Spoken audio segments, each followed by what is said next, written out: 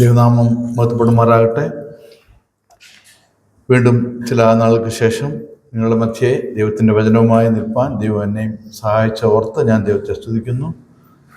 ഇന്ന് നല്ലൊരു ലഘു സന്ദേശം, ഷോർട്ട് മെസ്സേജ് നമ്മൾ കേട്ട് കഴിഞ്ഞു. ഇനി കൂടുതലായിട്ട് വലിയ കാര്യങ്ങളൊന്നും പറയേണ്ട ആവശ്യമില്ല. പ്രാർത്ഥനയ്ക്കായി ഒരു കാര്യം ഓർപ്പിക്കുന്നു. 21-ാം തീയതി ഈ വെള്ളിയാഴ്ച 10 മണിക്കാണ് എൻ്റെ പുതിയ ക്ലിനിക്കിലെ കുടശനാട്, പന്തളത്തിനടുത്തുള്ള കുടശനാട് ക്ലിനിക്ക് ഓപ്പൺ ചെയ്യുന്നത്. അന്നു മുതൽ അവിടെ ജോലിയിൽ പ്രവേശിക്കാൻ ആഗ്രഹിക്കുന്നു. ദൈവമക്കളുടെ പ്രാർത്ഥന ക്ഷണിക്കുന്നു. ഇന്ന് ഞാൻ യഹോവ ഭക്തിയെക്കുറിച്ചാണ് പറയാൻ ആഗ്രഹിക്കുന്നത്. യഹോവ ഭക്തി അല്ലെങ്കിൽ ഭക്തൻ, ഒരു ഭക്തൻ എങ്ങനെ ആയിരിക്കണം, അല്ലെങ്കിൽ എന്താണ് ഭക്തി? നമുക്ക് പല ഡെഫിനിഷൻസ് ഉണ്ട് പറയാൻ. ഭക്തിയെപ്പറ്റി പറയുമ്പോൾ പല രീതിയിൽ നമുക്ക് പറയാൻ സാധിക്കും. നമ്മളൊരു ഭക്തനായ മനുഷ്യനെ കാണുമ്പോൾ അവൻ എങ്ങനെ ആയിരിക്കുന്നു, എങ്ങനെയാണ് അവൻ്റെ സ്വഭാവം, ഏത് രീതിയിലാണ് പെരുമാറുന്നത്, എന്താണ് യഥാർത്ഥ ഭക്തി എന്നൊക്കെ നാം ചിന്തിക്കുമ്പോൾ നമുക്ക് അനേക കാര്യങ്ങൾ അതുമായിട്ട് ബന്ധപ്പെടുത്തി നമുക്ക് പറയുവാൻ സാധിക്കും. അതിൽ ആദ്യമായിട്ട് നമുക്ക് ഏവർക്കും സുപരിചിതമായ വാക്യമാണ് സദൃശവാക്യങ്ങൾ 1:7, Proverbs 1:7. Fear of God is the beginning of wisdom, അല്ലെങ്കിൽ യഹോവ ഭക്തി ജ്ഞാനത്തിൻ്റെ ആരംഭമാകും. അപ്പോൾ അത് ഒരു ഡെഫിനിഷനാണ്. അങ്ങനെ അനേക ഡെഫിനിഷൻ നമുക്ക് പറയാൻ സാധിക്കും. ദൈവ ഭക്തന്മാരുടെ ഒരു ലിസ്റ്റ് എബ്രായ ലേഖനം 11-ാം അധ്യായത്തിൽ വളരെ വിശദമായിട്ട് രേഖപ്പെടുത്തിയിട്ടുണ്ട്. അനേക ദൈവ ഭക്തന്മാരായിട്ടും ഭക്തകളായിട്ടുള്ള ചിലരുടെ പേര് അവിടെ കാണിച്ചിട്ടുണ്ട്. അതിൽ പ്രധാനപ്പെട്ട ഒരാളാണ്, നമുക്കറിയാം, ഞാൻ വിശദമായിട്ട് അതിലേക്കൊന്നും കടക്കുന്നില്ല, അബ്രഹാം. ഉൽപ്പത്തി പുസ്തകം 22:12 ഒന്ന് വായിക്കാം.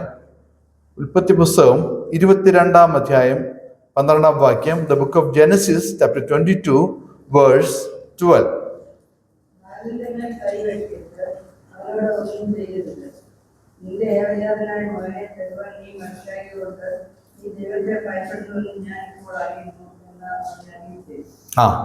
ഇവിടെ ദൈവം അബ്രഹാമിനോട് പറയുകയാണ്, നീ ദൈവത്തെ ഭയപ്പെടുന്നു എന്ന് ഞാൻ അറിയുന്നു. അപ്പൊ അതെന്താണ്? ഒരു ഭക്തിയുടെ ഏറ്റവും പ്രധാനപ്പെട്ട ഒരു ഒരു ഒരു ഡെഫിനിഷനാണ് ദൈവത്തെ ഭയപ്പെടുക. നമ്മൾ ചിലപ്പോൾ ഈ ഭക്തന്മാരെ ഭക്തി പുറമേ പ്രകടിപ്പിക്കാൻ വേണ്ടി അനേക കാര്യങ്ങൾ ചെയ്യും.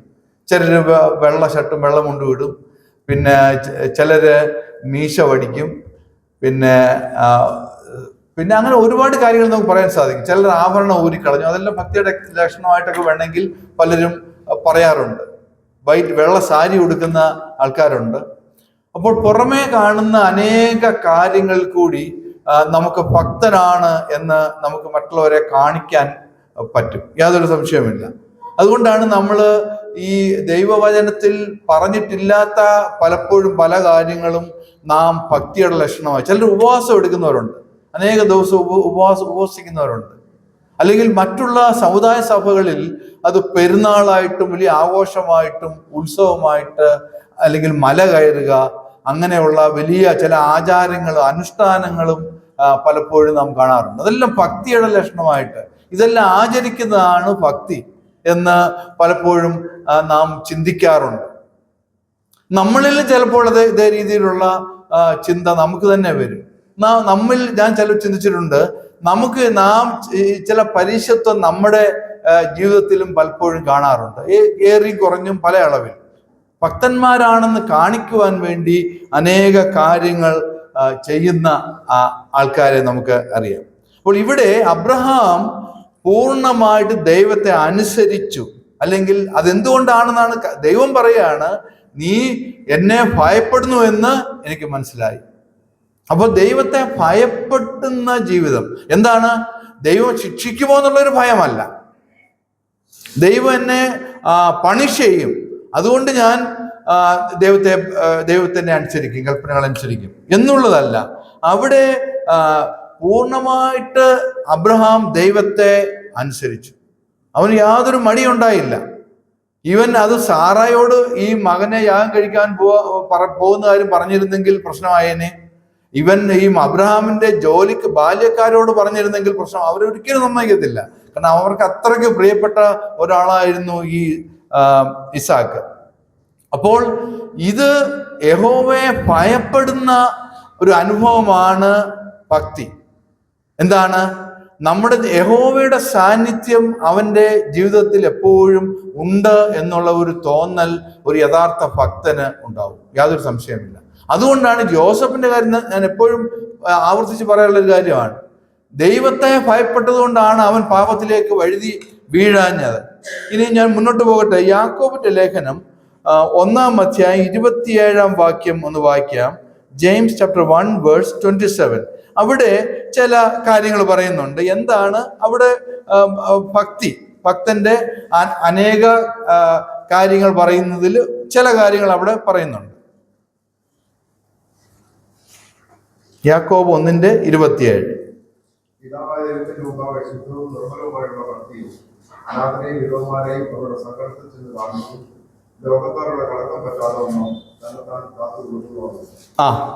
ഇവിടെ എന്താണ്?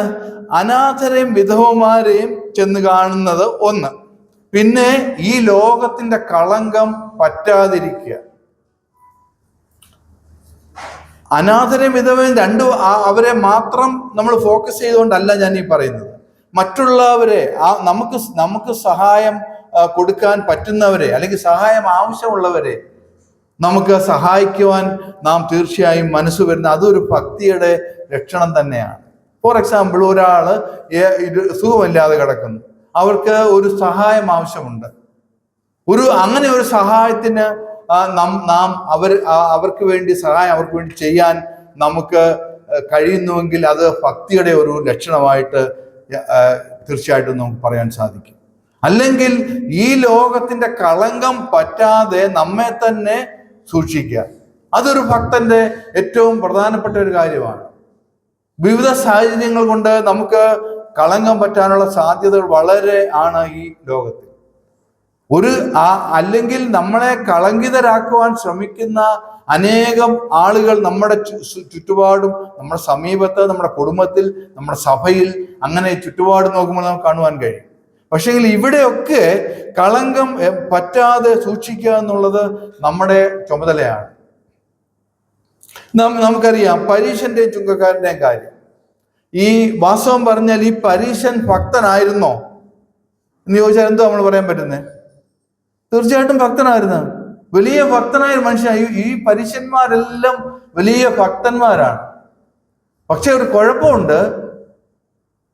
ശബത്തുനാളിനെ ശുദ്ധീകരിക്കാൻ ഓർക്ക എന്ന് പറഞ്ഞെന്ന് വെച്ചോ, അപ്പോൾ അവന്റെ അയൽക്കാരൻ കിണറ്റി വീണ അവൻ എടുക്കത്തില്ല. കാരണം അവന് അന്ന് പ്രവർത്തിക്കാൻ പാടില്ല. നമ്മളും അതുപോലെ അല്ലേ? നമുക്ക് ആരാധനായോഗത്തിന് പോകണം, ചർച്ചിൽ പോകണം, മീറ്റിംഗ് ഉണ്ട്, അതുകൊണ്ട് ഞാൻ ഇന്ന കാര്യം എനിക്ക് പോകാൻ പറ്റത്തില്ല. ഒരാളിനെ സഹായം നമ്മുടെ അയൽക്കാരനോ അല്ലെ മറ്റുള്ള വിശ്വാസിക്കോ എന്തൊരു ഒരു കാര്യം നാം ചെയ്തു കൊടുക്കേണ്ട ആവശ്യം വരുമ്പോൾ നാം പറയുമോ എനിക്കത് പറ്റത്തില്ല, അതെനിക്കൊന്ന്. പക്ഷേ വാസ്തവം പറഞ്ഞാൽ കർത്താവ് നമ്മിൽ നിന്നും ആഗ്രഹിക്കുന്നത് എന്താണ്?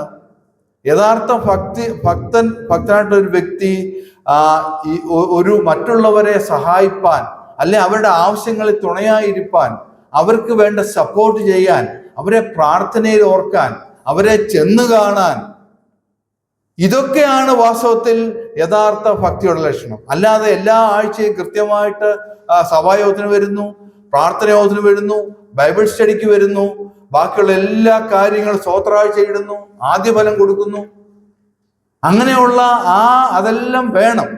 പക്ഷെങ്കിൽ ഇതിന്റെ പ്രൈം ഇമ്പോർട്ടൻസ്, ഭക്തിയുടെ യഥാർത്ഥ ലക്ഷണം എന്താണ്? ദൈവത്തോട് കൂടെ നടന്ന് ദൈവത്തെ ഭയപ്പെട്ട് ദൈവം എന്നോട് കൂടെ എപ്പോഴും ഉണ്ട് എന്നുള്ള ദൈവ സാന്നിധ്യ ബോധത്തിലായിരിക്കുക. അതാണ് ഏറ്റവും പ്രധാനപ്പെട്ട കാര്യം. കർത്താവ് നമ്മെ ശ്രദ്ധിക്കുന്നു.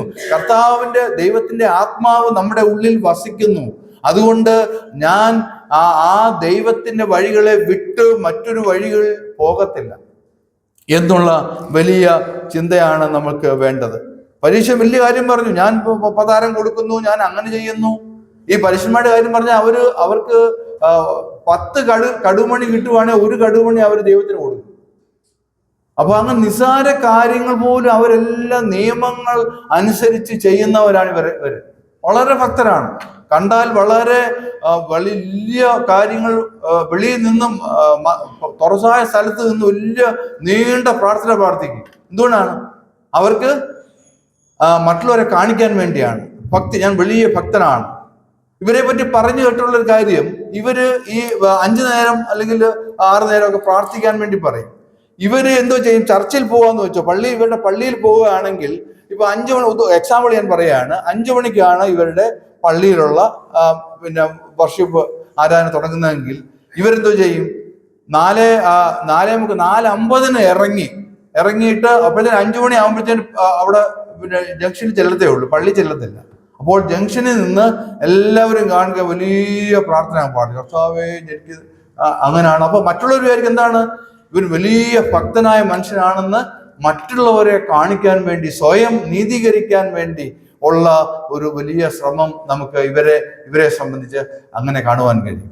നാമും പലപ്പോഴും നമ്മിൽ ഇല്ലാത്ത യഥാർത്ഥ ദൈവഭക്തിക്ക്, അല്ലെങ്കിൽ നമ്മുടെ ഉള്ള ഭക്തിക്ക് അപ്പുറമായിട്ടുള്ള ഒരു ഭക്തി ഉണ്ട്, അല്ലെങ്കിൽ നാം ഭക്തനാണ് എന്ന് മറ്റുള്ളവരെ കാണിക്കാൻ വേണ്ടിയുള്ള പല കാര്യങ്ങളും നാം ചെയ്യാറുണ്ട്. ഞാൻ മുന്നോട്ട് പോകട്ടെ. സങ്കീർത്തനങ്ങൾ 128 1 മുതൽ 4 വരെയുള്ള വാക്യങ്ങളൊന്ന് വായിക്കാം. സാംസ് 128 verses 1 to 4.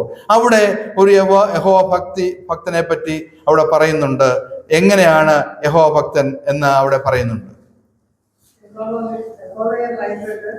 അവന്റെ വഴികളിൽ നടക്കുന്ന നിന്റെ കൈകളുടെ അധ്വാനം നീ ഭാഗ്യവാൻ നിനക്ക് നന്മ വരും.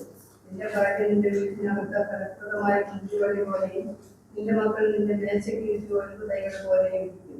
യഹോവഭക്തനായ പുരുഷൻ ഇങ്ങനെ അനുഗ്രഹിക്കപ്പെട്ടവനാണ്. അവിടെ എന്താണ് പറയുന്നത്? യഹോവയെ ഭയപ്പെടുന്നവർ ഇങ്ങനെ അനുഗ്രഹിക്കപ്പെട്ടവരാകും അവിടെ പറയുകയാണ്. അപ്പൊ എങ്ങനെയാണ്? വളരെ കാര്യങ്ങൾ പറയുന്നുണ്ട്. അതിന്റെ വിശദാംശത്തിലേക്ക് കടക്കുന്നില്ല. കാരണം നാം വിവാഹവുമായിട്ട് ബന്ധപ്പെട്ട് എപ്പോഴും വായിക്കുന്ന, നമുക്ക് വളരെ പരിചയമുള്ള ഒരു വാക്യമാണ് അത്. അവിടെ യഹോവ ഭക്തനായ പുരുഷൻ ഇങ്ങനെ അനുഗ്രഹിക്കപ്പെട്ടവനാകും. ഭാര്യ ഫലപ്രദമായ മുന്തിരിവള്ളി പോലെയും മക്കൾ മേശയ്ക്ക് ചുറ്റും ഒലിവുകൾ പോലെയൊക്കെ ഇരിക്കും. അപ്പോൾ അവിടെ അതിൽ ഏറ്റവും കാതലായ കാര്യം എന്താണെന്ന് ചോദിച്ചാൽ ദൈവത്തെ ഭയപ്പെടുക എന്നുള്ളതാണ്. ദൈവബോധം, ദൈവത്തെ പറ്റിയുള്ള ചിന്ത, ദൈവത്തെ യഥാർത്ഥ അനുഗാമിയായിട്ടുള്ള ഒരു വ്യക്തി. ഇന്നത്തെ നമ്മുടെ സമൂഹം എടുത്ത് നോക്കിയാൽ നമുക്ക് യാതൊരു ദൈവഭയവും ഇല്ല എന്നുള്ളത് കാണാൻ കഴിയും. ദൈവത്തെ ഫിയർ ഓഫ് ഗോഡ് എന്ന് പറഞ്ഞ സംഭവം നമ്മുടെ ജീവിതത്തിൽ ഇല്ല. അപ്പൊ അതിന്റെ അർത്ഥം എന്താണ്? നാം യഥാർത്ഥ ദൈവഭക്തരല്ലെന്നുള്ളതാണ്. യഥാർത്ഥ ദൈവഭക്തരായ ഒരു വ്യക്തി, ഒരു ഭക്തനാണെങ്കിൽ അല്ലെങ്കിൽ ഭക്തയാണെങ്കിൽ തീർച്ചയായും ദൈവത്തെ ഭയപ്പെട്ട് ദൈവത്തിൻ്റെ കൽപ്പനകൾ അനുസരിച്ച് ദൈവത്തിൻ്റെ വചനങ്ങൾ അതേപടി ഫോളോ ചെയ്യാൻ ശ്രമിക്കുന്നവരാകും, യാതൊരു സംശയവുമില്ല. സങ്കീർത്തനങ്ങൾ 4:3 വായിക്കാം. സാംസ് 4 verse 3.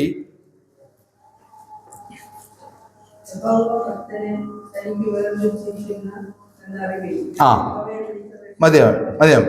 അവിടെ എന്താണ്? യഹോവ ഭക്തനെ തനിക്ക് വേർതിരിച്ചിരിക്കുന്നു. അപ്പൊ നമുക്കൊരു വേർതിരിവുണ്ട്, അല്ലെങ്കിൽ ഒരു സെപ്പറേഷൻ ഉണ്ട്. തീർച്ചയായും അത് നമ്മളെപ്പോഴും നമ്മുടെ മനസ്സിൽ കരുതേണ്ട ഒരു കാര്യമാണ്. ഈ ലോകക്കാർ ചെയ്യുന്ന എല്ലാ കാര്യങ്ങളും അല്ലെങ്കിൽ അവരുടെ സിസ്റ്റംസ് എല്ലാം നമുക്ക് ഫോളോ ചെയ്യാൻ നമുക്ക് അനുവാദമില്ല. നമ്മുടെ ചുറ്റും ഒരു വേലി കെട്ടിയിട്ടുണ്ട്. ശരിക്കും പറഞ്ഞാൽ ഒരു വേലി ഉണ്ട്. ആ വേലി പൊളിച്ച് നമ്മൾ പലപ്പോഴും വെളിയിൽ പോകുമ്പോഴാണ് പാപത്തിലേക്ക് കടക്കുന്നത്. അപ്പൊ വേലി പൊളിഞ്ഞു കടന്നാൽ സാത്താൻ നമ്മുടെ ഉള്ളിലേക്ക് കടക്കാൻ സാധ്യതയുണ്ട്. അപ്പോൾ ഈ ബൗണ്ടറി ഏതാണ്? എൻ്റെ ബൗണ്ടറി ഏതിലാണ്? അല്ലെങ്കിൽ ഞാൻ ഇന്ന ആളിനെ പോലല്ല, ഞാനൊരു യഥാർത്ഥ ദൈവഭക്തനായ മനുഷ്യനാണ്, എനിക്ക് ഇന്നത് ചെയ്യാൻ കഴിയുകയില്ല, എനിക്ക് ഇന്നത് പറയുവാൻ കഴിയുകയില്ല, ദൈവത്തിന് ഇഷ്ടമല്ലാത്ത കാര്യങ്ങൾ അത് ചെയ്യുവാൻ കഴിയുകയില്ല. അപ്പോൾ നമുക്കൊരു വേർപാടിന്റെ അനുഭവം നമുക്ക് തീർച്ചയായിട്ടും ഉണ്ട്. അതുകൊണ്ടാണ് നമ്മെ വേർപെട്ടവരെന്ന് അറിയപ്പെടുന്നത്. വേർപെട്ട വിശ്വാസികൾ എന്ന് പറഞ്ഞത് നമ്മൾ സെപ്പറേറ്റഡ്. എന്തുകൊണ്ടാണ് അന്ന് നമ്മുടെ ആദിമ പിതാക്കന്മാർ അല്ലെ സ്ത്രീകൾ ആഭരണമൊക്കെ വർദ്ധിച്ചത്? അവർ തിരിച്ചറിയാൻ വേണ്ടിയാണ്, അല്ല ദൈവവചനത്തിൽ അത് പാപമാണെന്ന് പറഞ്ഞിട്ടല്ല. പക്ഷെങ്കിൽ അത് ആ സമുദായത്തിൽ നിന്ന് ധാരാളം ആഭരണങ്ങളുമായിട്ട് വന്നവര് അവരതെല്ലാം മാറ്റിവെച്ച് അവരെ തന്നെ ഐഡന്റിഫൈ ചെയ്യുവാണ്, തിരിച്ചറിയുവാണ്. ഞാൻ ഒരു ദൈവ പൈതലാണ്, ദൈവഭക്തയാണ്, ദൈവ സഭയിലേക്ക് ഞാൻ വന്നിരിക്കുകയാണ്. അതുകൊണ്ട് അവരുമായിട്ട് ഒരു തിരിച്ചറിവ് വേണം എന്നുള്ള നിലയിലാണ് അന്ന് അവർ ആഭരണത്തെ അവർ വർജിച്ചത്, അല്ലാതെ വേറൊരു പാപം എന്നുള്ള നിലയിൽ അല്ല. ഞാൻ മുന്നോട്ട് പോകട്ടെ. ഈ യഥാർത്ഥ യഹോവ ഭക്തന്റെ സ്വഭാവം ചില കാര്യങ്ങൾ ഞാൻ പറയാൻ ആഗ്രഹിക്കുന്നുണ്ട്. സദൃശവാക്യം 8-ാം അധ്യായം 13-ാം വാക്യം. Book of Proverbs chapter 8 verse 13. സദൃശവാക്യം 8:13.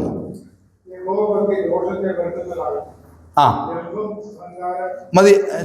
യഹോവ ഭക്തി ദോഷത്തെ വെറുക്കുന്നു. മറ്റൊരു വാക്യം കൂടെ അവിടുത്തെ സദൃശവാക്യം തന്നെ ഉണ്ട്, 16:6 കൂടെ വായിക്കാം.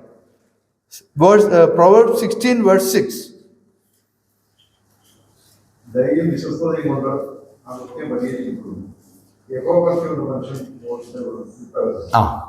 അപ്പൊ ഈ രണ്ട് കാര്യങ്ങൾ പറഞ്ഞു. ദോഷത്തെ വെറുക്കുന്നു, ദോഷം വിട്ടകലുന്നു. അപ്പോൾ നാം ശ്രദ്ധിക്കേണ്ട കാര്യം എന്താണ്? മറ്റുള്ള ഒരാളിന് ദോഷം വരുന്ന യാതൊരു കാര്യവും യഥാർത്ഥ ദൈവഭക്തൻ ചെയ്യാൻ പാടില്ല. അത് ദൈവഭക്തിയുടെ ലക്ഷണമാണ്. പലപ്പോഴും നാം അറിഞ്ഞോ അറിയാതെയോ മറ്റുള്ളവർക്ക് വേണമെങ്കിൽ മറ്റുള്ളവർക്ക് ദോഷം വന്നാൽ എനിക്ക് പ്രശ്നമല്ല, എനിക്ക് എൻ്റെ കാര്യം, ഞാൻ ദൈവവുമായിട്ടുള്ള ബന്ധത്തിലാണ് പോകുന്നത്, എനിക്ക് അത് അവരുടെ കാര്യമൊന്നും എനിക്ക് അറിയേണ്ട കാര്യമില്ല എന്നുള്ള സ്വാർത്ഥ ചിന്തയോടുകൂടി നാം പലപ്പോഴും മുന്നോട്ട് പോകാറുണ്ട്. എനിക്കതൊന്നും അറിയണ്ട, അവന് അങ്ങനെയൊക്കെ ആയിരിക്കും, അവൻ ചിലപ്പോൾ യോഗത്തിന് വന്നില്ല, അല്ലെങ്കിൽ എനിക്കതൊന്നും പ്രശ്നമല്ല, എനിക്കതൊന്നും അറിയേ വേണ്ട, സ്വന്തം കാര്യം സിന്ദാബാദ് എന്ന് ചിന്തിച്ച് മറ്റുള്ളവരെ പറ്റി ശ്രദ്ധയില്ലാതെ മറ്റുള്ളവർക്ക് ദോഷം വരുന്ന രീതിയിൽ പെരുമാറുന്ന അല്ലെ ചിന്തിക്കുന്ന, അവരെ പറ്റി പറയുന്ന ഒരു സ്വഭാവം നമുക്കുണ്ട്. അത് ഒരിക്കലും ഒരു യഥാർത്ഥ ദൈവഭക്തന്റെ ലക്ഷണമല്ല എന്നാണ് അവിടെ പറയുന്നത്. സങ്കീർത്തനങ്ങൾ 97:10 ഒന്ന് വായിക്കാം. Psalms 97 verse 10. ദൈവം നമുക്ക് ചെയ്യുന്ന അല്ലെങ്കിൽ ദൈവം ഭക്തന്മാരെ എങ്ങനെയാണ് കണക്കാക്കുന്നത്, എന്താണ് ദൈവം ഭക്തന്മാർക്ക് വേണ്ടി ചെയ്തു കൊടുക്കുന്നതെന്ന് അങ്ങനെ 1-2 വാക്യങ്ങൾ നമുക്കൊന്ന് വായിക്കാം.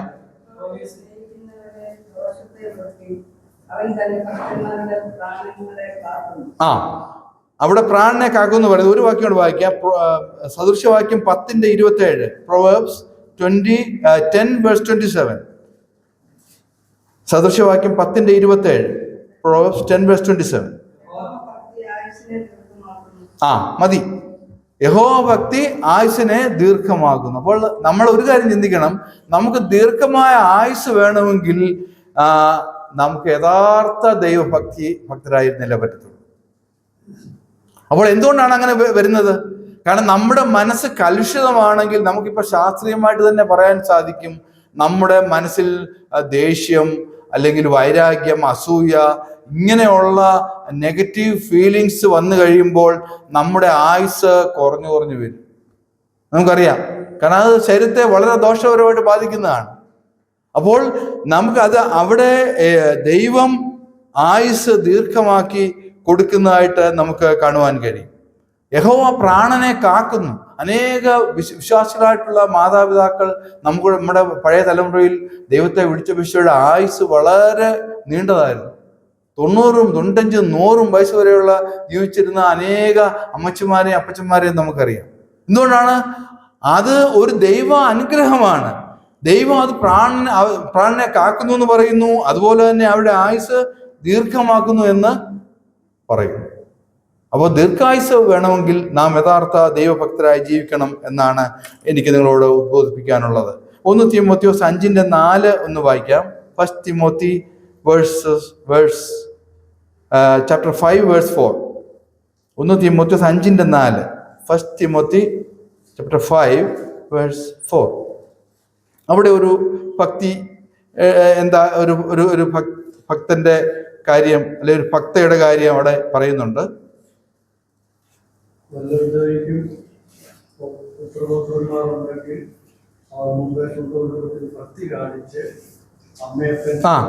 സ്വന്തം കുടുംബത്തിൽ ഭക്തി കാണിക്കണം.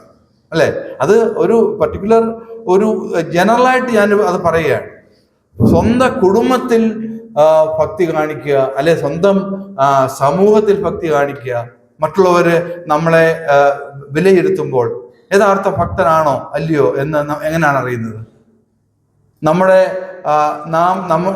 അതിര് ഇങ്ങനെ ചേർന്നിരിക്കുന്ന ഒരാളിന്റെ അതിര് നാം മാന്താൻ പോവുകയാണെങ്കിൽ, എക്സാമ്പിൾ പറഞ്ഞാൽ അത് ഭക്തിയുടെ ലക്ഷണമാണോ? ഒരിക്കലും അല്ല. അല്ലെങ്കിൽ അങ്ങനെ മറ്റുള്ളവരെ അസൂയയോടുകൂടി കാണുന്നു, അവനെ വളരെ മോശപ്പെട്ട രീതിയിൽ സംസാരിക്കുന്നു, ഇതൊന്നും ഭക്തിയുടെ ലക്ഷണമില്ല. അപ്പൊ സ്വന്തം കുടുംബത്തിൽ ഭക്തി കാണിക്കണമെന്നുള്ളതാണ് ഞാൻ പറഞ്ഞു വന്ന എൻ്റെ സാരം. നമ്മുടെ മക്കള് നമ്മളെ ശ്രദ്ധിച്ചുകൊണ്ടിരിക്കുകയാണ്, നമുക്കറിയാം.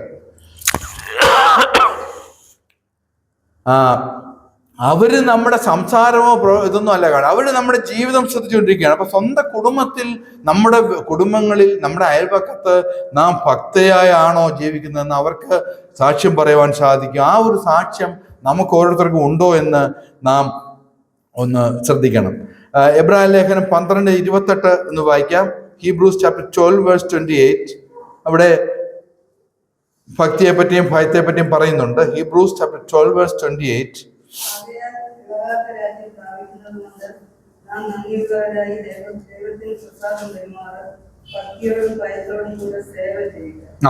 അവിടെ എബ്രായ ലേഖനം പറയുവാണ് ഭക്തിയോടും ഭയത്തോടും. ഈ രണ്ട് വാക്കും അവിടെ ഉപയോഗിച്ചിട്ടുണ്ട്. അപ്പൊ ഭയഭക്തി ബഹുമാനവും നമ്മൾ പറയും. ഒരു അധ്യാപകനെ കാണുമ്പോൾ നമുക്ക് പലപ്പോഴും ഒരു ഭയഭക്തി ബഹുമാനം, ഭയമുണ്ട്, ഭക്തിയുണ്ട്, ബഹുമാനമുണ്ട്, ഇതെല്ലാം കൂടെ ചേർന്ന ഒരു ഫീലിംഗ് ആണ് നമുക്കുള്ളത്. അപ്പോൾ തീർച്ചയായും അതാണ് ദൈവം നമ്മിൽ നിന്ന് ആഗ്രഹിക്കുന്ന ഒരു കാര്യം. ദൈവത്തെ ഭയപ്പെടുക. നമ്മൾ ഓരോ പ്രവൃത്തി ചെയ്യുമ്പോൾ അത് ദൈവത്തിന് ഇഷ്ടമാകുമോ? ദൈവത്തിന് ഇഷ്ടക്കേടുണ്ടാകുന്ന ഒരു കാര്യവും നാം ചെയ്യാതിരിക്കാൻ ശ്രദ്ധിക്കണം. യാതൊരു സംശയവുമില്ലാതെ നമ്മുടെ കടമയാണത്. സദൃശവാക്യം 22:4 വായിക്കാം. പ്രൊവേർബ്സ് 22 വേഴ്സ് 4. അതുപോലെ പ്രൊവേർബ്സ് 23 വേഴ്സ് 18 കൂടെ ഒന്ന് വായിക്കാം. ആ രണ്ട് വാക്യങ്ങളൊന്ന് വായിക്കാം.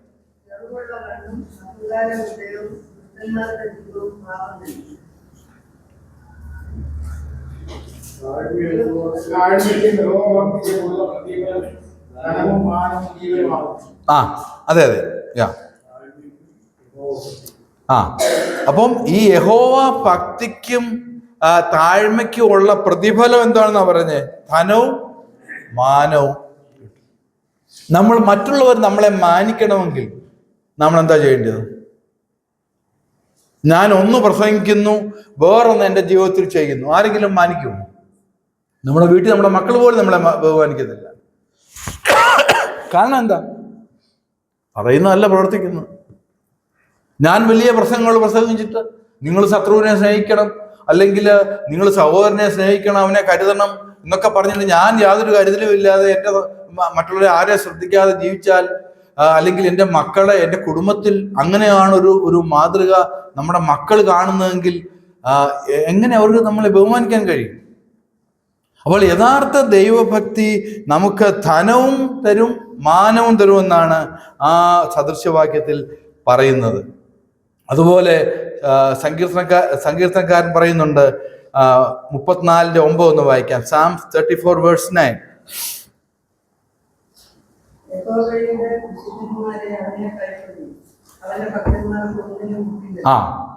അവന്റെ ഭക്തന്മാർക്ക് ഒന്നിനും മുട്ടില്ലല്ലോ. അതിന്റെ അർത്ഥം യാതൊരു ബുദ്ധിമുട്ടും വരത്തില്ലെന്നാണോ? അല്ല. യഹോവ നമുക്ക് വേണ്ടി കരുതും. കർത്താവ് നമ്മളെ സംരക്ഷിക്കും, അല്ലെങ്കിൽ നമുക്ക് വേണ്ട കാര്യങ്ങൾ നൽകി തരും എന്ന് അവന്റെ ഭക്തന്മാർക്ക് ഒന്നിനും മുട്ടില്ല. ആ ഒരു വലിയ വിശ്വാസം നമുക്ക് വേണം, ഒരു ബോധ്യം നമുക്ക് വേണം. കർത്താവ് ഞങ്ങളെ തള്ളിക്കളയത്തില്ല. ചിലപ്പോൾ നമ്മൾ ആഗ്രഹിക്കുന്ന സമയത്ത് ചിലപ്പോൾ കാര്യം നടന്നില്ല എന്ന് വരും. പക്ഷെങ്കിൽ കർത്താവ് ഒരിക്കലും നമ്മെ തള്ളിക്കളയത്തില്ല. നമ്മൾ അതിൻ്റെ സമയത്ത് നമ്മുടെ ആവശ്യങ്ങൾ അവൻ നിറവേറ്റി തരും, നമ്മുടെ രോഗത്തെ സൗഖ്യമാക്കി തരും. അതിന് യാതൊരു സംശയവുമില്ല. കർത്താവ് അവന്റെ ഭക്തന്മാർക്ക് ഒന്നിനും മുട്ടില്ല. അതൊക്കെ നമുക്കൊരു ധൈര്യമാണ്, ഒരു കോൺഫിഡൻസ് ആണ് നമുക്ക്. അവന്റെ ഭക്തന്മാർക്ക് ഒന്നിനും മുട്ടില്ല. പക്ഷെ ഒരു കാര്യം കൂടെ പറഞ്ഞ് ഞാൻ നിർത്താം. 2 തിമോത്തിയോസ് 3 12. 2 Timothy chapter 3 verse 12. അതൊരു വാണിംഗ് ആയിട്ട് നമുക്ക് വേണമെങ്കിൽ ഞാൻ കാണുവാൻ കഴിയും. 2 തിമോത്തിയോസ് 3:12. എന്നാൽ ക്രിസ്തുയേശുവിൽ ഭക്തിയോടെ ജീവിക്കാൻ മനസ്സുള്ളവർക്കെല്ലാം ഉപദ്രവം ഉണ്ടാകും. അപ്പൊ അതൊരു വാണിംഗാ കേട്ടോ. അപ്പൊ ഉപദ്രവം ഉണ്ടാവും. എവിടുന്നെങ്കിലും ഒക്കെ ഉപദ്രവം ഒക്കെ ഉണ്ട്. അത് ദൈവത്തെ മനസ്സിൽ പറഞ്ഞിട്ടുള്ള കാര്യമാണ്, ഞാൻ പറയുന്ന കാര്യമല്ല. ഇതിനകത്ത് പറഞ്ഞിട്ടുള്ള കാര്യങ്ങൾ മാത്രമേ ഞാൻ പറയുന്നുള്ളൂ. വേറെ ഒരുപാട് പോയിന്റ്സ് ഒക്കെ നമുക്കിനോട് ചേർത്ത് പറയാം. പക്ഷെങ്കിൽ നമുക്ക് ഉപദ്രവങ്ങളും പ്രയാസങ്ങളും ബുദ്ധിമുട്ടുകളും ഒക്കെ ഭക്തിയോടെ ജീവിക്കുന്നത് കൊണ്ട് ചിലപ്പോൾ ഉണ്ടായെന്നിരിക്കും, യാതൊരു സംശയവുമില്ല. മറ്റുള്ള കളിയാക്കിയെന്നിരിക്കും. അവർക്ക് എന്തോ വേറെ പണിയൊന്നുമില്ല അവിടെ. പിന്നെ എന്തുവാ, പള്ളിയില്ല, മധുബഹ ഇല്ല. ഞങ്ങളുടെയൊക്കെ പള്ളിയാണ്, കോടികൾ മുടക്കി പള്ളികൾ ഉണ്ടാക്കിയപ്പോഴാണ് ഇവര് ഒന്നുമില്ലാത്ത ഒരു ഹോളിൽ ഇങ്ങനെ കൂടിയിരുന്ന്, അച്ഛന്മാരില്ല, വിശേഷ വസ്ത്രങ്ങളില്ല, പെരുന്നാളില്ല, യാതൊന്നുമില്ല, അവരിങ്ങനെ ആരാധിക്കുകയാണ്. എന്തോ ഇതാണോ എന്നൊക്കെ പറഞ്ഞ് ഞങ്ങളുടെ പള്ളികളിലൊക്കെ എന്തുമാത്രം ആഘോഷങ്ങളാണ്, എന്തോ ഒരു ആഹ്ലാദമാണ് എല്ലാവർക്കും. യാതൊരു നിയന്ത്രണങ്ങളും ഇല്ല, മദ്യപിക്കാൻ ഒരു കുഴപ്പമില്ല, സിനിമയ്ക്ക് പോവാം, അല്ലെ എന്തോ കാര്യങ്ങളും ചെയ്യാം, ആരും ചോദിക്കാനില്ല. അതാണ് ജീവിതം. അടിച്ചു പൊളിച്ച് ആഘോഷിച്ച് നമുക്ക് ജീവിക്കണമെങ്കിൽ ഇതുപോലത്തെ വേർപെട്ട സഭകളിലൊക്കെ പോയാലൊന്നും പറ്റത്തില്ല. അതിന് നമുക്കെന്താ വേണ്ടത്? നമുക്ക് സർവ്വ സ്വാതന്ത്ര്യമാണ് നമുക്ക് പലപ്പോഴും വേണ്ടത്. ഭാര്യയെ ഉപേക്ഷിക്കുന്നതിന് തടസ്സവുമില്ല, അത് അവർ ഭാര്യ ജീവിച്ചിരിക്കുമ്പോൾ വേറൊരാളെ കല്യാണം കഴിക്കുന്നത് തടസ്സമില്ല. അങ്ങനെയുള്ള അനേക വിഭാഗങ്ങളുണ്ട്. ഇവിടൊക്കെ ആളുകൾ ധാരാളമുണ്ട്, ശരിയാ. പക്ഷെങ്കിൽ യഥാർത്ഥ ദൈവഭക്തന് ഉപദ്രവങ്ങളും കഷ്ടങ്ങളും പ്രയാസങ്ങളും എല്ലാം ഉണ്ടാകും. പക്ഷെങ്കിൽ ഒരു കാര്യമുള്ളത്, ഇതിലെല്ലാം കർത്താവ് നമ്മളെ താങ്ങി നടത്തും. ആ ഒരു വലിയ കോൺഫിഡൻസ്, ഒരു ധൈര്യം നമുക്ക് ഉണ്ട്. രോഗങ്ങൾ വരും, പ്രയാസങ്ങൾ വരും, വളരെ ദുഃഖങ്ങൾ വരും, മരണം ചിലപ്പോൾ നമ്മുടെ വീടുകളിൽ ജീവിതങ്ങളിൽ സംഭവിക്കാം. ഇവിടൊക്കെ സാമ്പത്തിക ബുദ്ധിമുട്ട് വരുമ്പോൾ വളരെ ബുദ്ധിമുട്ടായിട്ട് ഫിനാൻഷ്യൽ പ്രോബ്ലംസ് ഒക്കെ ചിലപ്പോൾ വരും.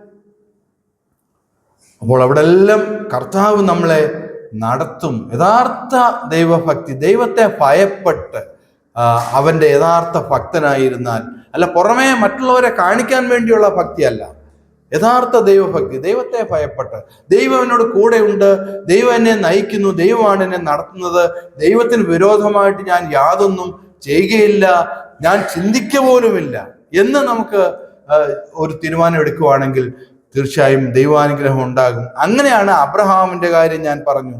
അബ്രഹാം ദൈവത്തെ ഭയപ്പെട്ടു. അവന്റെ മകനെ, എത്ര വർഷത്തിന് ശേഷം കിട്ടിയ മകനെ, ഇനി എനിക്ക് ഒരിക്കലും കുട്ടികളുണ്ടാകാൻ സാധ്യതയില്ല, അതിനെ യാഗം അർപ്പിക്കാൻ മടിച്ചില്ല. അത് അനുസരണമാണ്. ദൈവത്തെ അനുസരിച്ച്, ദൈവവചനത്തിൽ അനുസരിച്ച്, ദൈവത്തിൽ ആശ്രയിച്ച് മുന്നോട്ട് പോകുന്ന ഒരു ക്രിസ്തീയ ജീവിതമാണ് ദൈവം നമ്മെ പറ്റി ആഗ്രഹിക്കുന്നത്. നേരെ മറിച്ച് പരീക്ഷനെ പോലെ വലിയ വീമ്പടികൾ, ഞാൻ വലിയ ഭക്തരാണ്, ഞാൻ ആഴ്ചയിൽ മാസത്തിൽ 4 പ്രാവശ്യം ഞാൻ ഉപവസിക്കുന്നുണ്ട്, ഞാൻ അനേകം പേർക്ക് ഭക്ഷണം വെച്ച് കൊടുക്കുന്നുണ്ട്, മറ്റുള്ള പുറമേയുള്ള കാര്യങ്ങളല്ല. ഇതെല്ലാം വേണം, ഭക്തിയുടെ ലക്ഷണമായിട്ട് നമുക്കതിനെയൊക്കെ കൂട്ടാം. പക്ഷേ പ്രൈം ഇമ്പോർട്ടൻസ്, ഏറ്റവും പ്രധാനപ്പെട്ട കാര്യം എന്താണ്? ദൈവത്തെ ഭയപ്പെട്ട് അവൻ്റെ വഴികളിൽ നടക്കുക എന്നുള്ളതാണ്. അങ്ങനെയാണ് യഥാർത്ഥ ഭക്തനെ തിരിച്ചറിയുന്നത്. നമുക്കും വരും ദിവസങ്ങളിൽ യഥാർത്ഥ ദൈവഭക്തി നമ്മുടെ ജീവിതത്തിൽ പ്രകടിപ്പിച്ചുകൊണ്ട്, മറ്റുള്ളവരിലേക്ക് അത് പ്രസരിപ്പിച്ചുകൊണ്ട്, നമ്മുടെ ജീവിതം കണ്ട് ഓക്കെ ഇവൻ യഥാർത്ഥ ദൈവഭക്തനാണ് എന്ന് അനേക ദേവദാസന്മാരെ പറ്റി നമുക്ക് പറയുവാൻ കഴിയും. അനേകം പേരുണ്ട്, നമ്മുടെ മാതൃകയായിട്ടുള്ള അനേക ദേവദാസന്മാർ, നമുക്ക് മൺമറഞ്ഞു പോയവർ, ഇപ്പോൾ ജീവിച്ചിരിക്കുന്നവർ അനേകം പേരുണ്ട്. അപ്പോൾ അത് നമ്മുടെ ആയുസ് ദീർഘമാക്കും, യാതൊരു സംശയവുമില്ല. അത് ഈ യഥാർത്ഥ ഭക്തൻ ദോഷത്തെ വിട്ടകലും, അല്ലെങ്കിൽ മറ്റുള്ളവർക്ക് ദോഷം ഒരിക്കലും ചെയ്യുകയില്ല. ഇതിന് നമുക്കൊരു പ്രതിഫലമുണ്ട്. ഈ ലോകത്ത് ചിലപ്പോൾ നമുക്ക് കഷ്ടങ്ങളും പ്രയാസങ്ങളും ഈ പറഞ്ഞ പോലെ നിന്നയൊക്കെ ചിലപ്പോൾ വരും. പക്ഷെങ്കിൽ അതിൻ്റെ ഒരു പ്രതിഫലമുണ്ട്. കർത്താവ് നമുക്ക് പ്രതിഫലം തരും, യാതൊരു സംശയവുമില്ല. ഈ ലോകത്തിൽ നമുക്ക് മറ്റുള്ളവർ തരുന്ന പ്രതിഫലത്തിൽ നോട്ടം വെക്കാതെ കർത്താവിൻ്റെ പ്രതിഫലം, ഞാൻ കർത്താവിന് സന്നിധി ചെല്ലുമ്പോൾ അവൻ എനിക്ക് അതിന് തക്ക പ്രതിഫലം തരും, കിരീടങ്ങൾ തരും, അല്ലെങ്കിൽ എന്നെ ഞാൻ ചെയ്ത നന്മ പ്രവൃത്തി ദൈവം ആദരിക്കും എന്നുള്ള ആ ഒരു വലിയ ചിന്ത നമ്മളെ മുന്നോട്ട് നയിക്കും. അവൻ്റെ ഭക്തന്മാർക്ക് ഒന്നിനും മുട്ടില്ല. ആ ഒരു ധൈര്യമല്ല, ആ കോൺഫിഡൻസ് നമുക്കുണ്ടാകണം. അവൻ്റെ മറ്റുള്ള ഉപദ്രവങ്ങൾ വന്നാലും, പ്രശ്നങ്ങൾ വന്നാലും, പ്രതിസന്ധികൾ വന്നാലും എല്ലാം കർത്താവ് നമ്മെ തള്ളിക്കളയത്തില്ല. വരും ദിവസങ്ങളിൽ ആ ഒരു വലിയ ഉത്തമ ബോധത്തോടുകൂടി യഥാർത്ഥ ദൈവഭക്തി നമ്മുടെ ജീവിതത്തിൽ പ്രകടിപ്പിച്ചുകൊണ്ട് നമുക്ക് ആയിരിക്കാം. അതിന് ദൈവം നമ്മെ സഹായിക്കട്ടെ. ദൈവനാമം മഹത്വപ്പെടുമാറാകട്ടെ.